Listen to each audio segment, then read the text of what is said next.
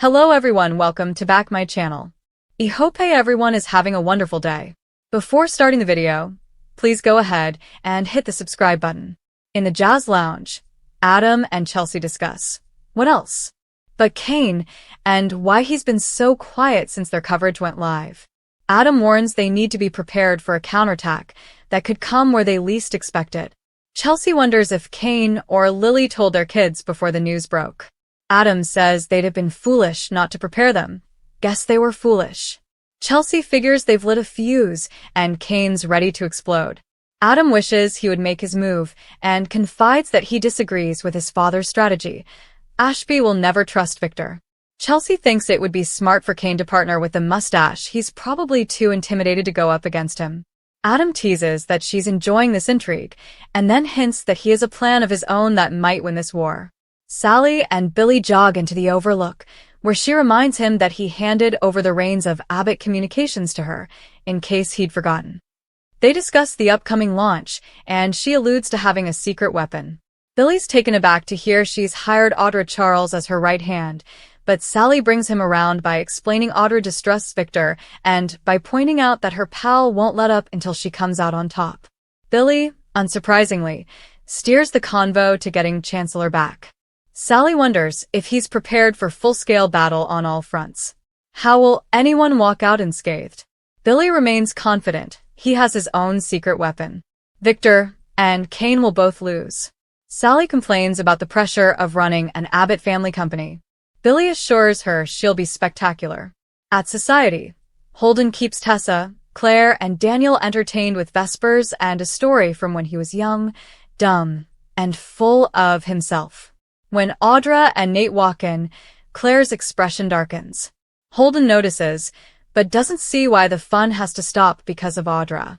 Meanwhile, Nate irks Audra by insisting on checking on Claire. Pasting a smile on her face, she joins him. Claire looks pointedly at Audra as she reflects on fighting back when life hits you.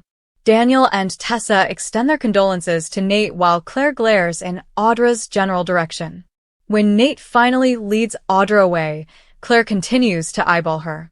Tessa asks Claire, "What's going on?" Claire tells her, "I've had it with that woman." She rises and makes her way over to Nate, who's ordering at the bar.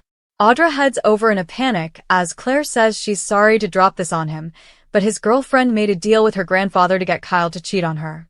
With her, Claire concludes, jerking her thumb in Audra's direction. Audra protests to Nate that Kyle made this up and planted it in his little girlfriend's head. Kyle is the one who was hitting on her. Doing her best Maury Povich, Claire declares that is a lie. Audra insists Kyle was rubbing sunscreen on her in France and following her around. Claire brings up the kiss between the two of them right there in Genoa City. Audra fibs that Kyle came onto her again. Claire argues that she kissed Kyle, not the other way around. Turning to Nate, Claire informs him that Victor was bankrolling Vibrante in exchange for her breaking up her and Kyle. That's the kind of woman he's involved with. She bumps Audra's shoulder as she leaves the joint with Holden tailing her. Nate remains dazed as Audra insists Claire was outright lying. Nate, exhausted after his brother's funeral, says he's having a hard time knowing what to believe. Audra's irked by him doubting her, but he just doesn't think Claire would have a reason to lie. He squints that Audra's been acting dodgy since she got back from Nice, and she walked away from Vibrante suddenly. Some of what Claire said holds water. Audra snarks. The hell it does. Alone at their table, Daniel and Tessa feel bad for Claire being upset by Audra just when she was having fun. Tessa admits she was having fun too.